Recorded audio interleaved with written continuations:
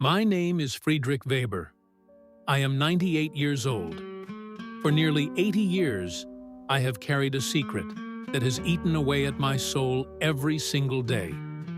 I was a German soldier in World War II. I fought on the Eastern Front. I survived the hell of Stalingrad. And on April 20th, 1943, I stood 10 feet away from Adolf Hitler himself.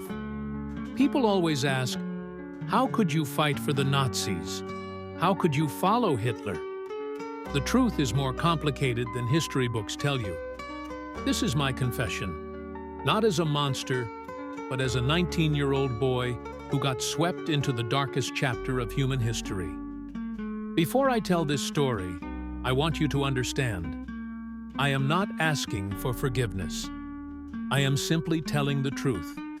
Subscribe if you want to hear voices that history often silences. This is what really happened. I grew up in a small Bavarian village.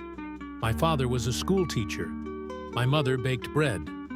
We weren't Nazis. We were just trying to survive. By 1942, Germany was losing the war, though we didn't know it yet. The propaganda told us we were winning, that the Führer was leading us to greatness. But the truth was, they were running out of soldiers. 3 weeks after my 19th birthday, 2 officers came to our house. They handed me conscription papers. I had 48 hours to report to the training camp in Munich. There was no choice. If you refused, they shot you as a deserter. If you ran, they killed your family. My mother cried.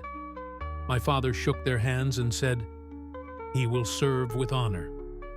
But I saw the fear in his eyes. Training was brutal. They stripped away everything that made us individuals. We weren't Friedrich or Hans or Klaus anymore. We were numbers, weapons, tools of the Reich.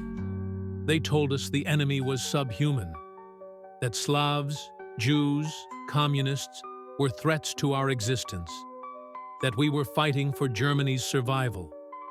When you're 19, tired, scared, and everyone around you is repeating the same message, you start to believe it. Or at least, you stop questioning it. In August 1942, they shipped us east, to Russia, to hell. Nothing prepares you for the Eastern Front. Not training, not propaganda, nothing. Stalingrad wasn't a battle. It was a meat grinder. We fought building to building, room to room, sometimes floor to floor in the same structure. You could hear Russian soldiers breathing on the other side of a wall before you tried to kill each other. The cold was worse than the bullets. Men froze to death in their sleep. We burned furniture, books, even bodies to stay warm. Frostbite took more of us than enemy fire. I saw my best friend, Klaus, die on November 18th, 1942. A Soviet sniper shot him through the neck while we were sharing a cigarette. He bled out in 90 seconds, staring at me, unable to speak. He was 20 years old. That's when something inside me broke. I realized we weren't heroes. We weren't liberators. We were just boys dying for old men's ambitions. In January 1943, 2 weeks before the German surrender at Stalingrad, my unit was evacuated. We were among the lucky ones, if you can call it luck. Of the 300 men in my battalion, only 47 of us made it out alive. They sent us back to Germany for rest and recognition. That's where I saw him. April 20th, 1943. Hitler's birthday. The Reich was celebrating, pretending we weren't losing the war. Our unit, the 47 survivors, were chosen to be part of an honor guard ceremony at the Reich Chancellery. It was propaganda.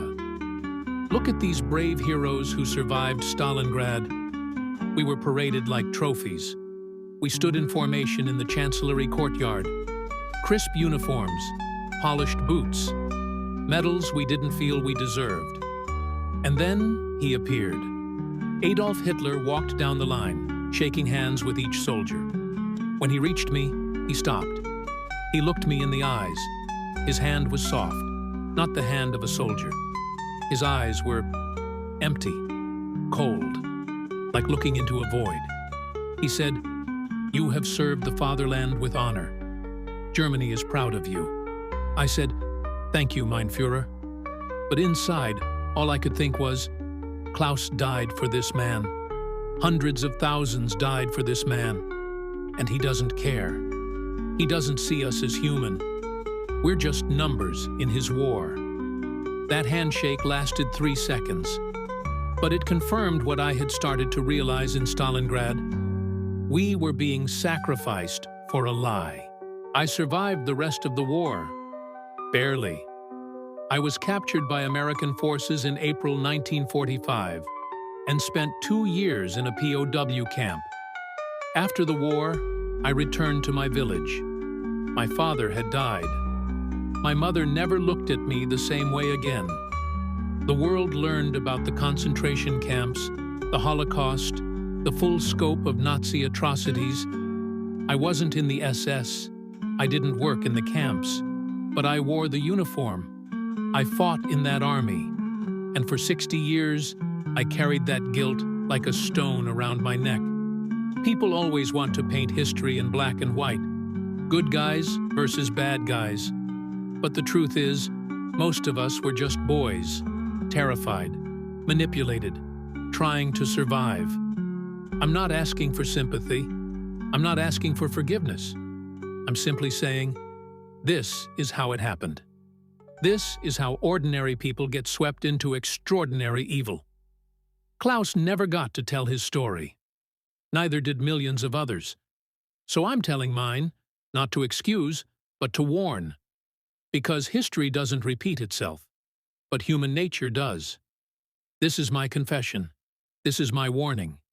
War doesn't create heroes. It creates survivors and ghosts. If this story impacted you, leave a comment. Should soldiers like me be judged for following orders? Or were we victims too? It's a question I've asked myself for 80 years. Subscribe for more voices that history tried to silence.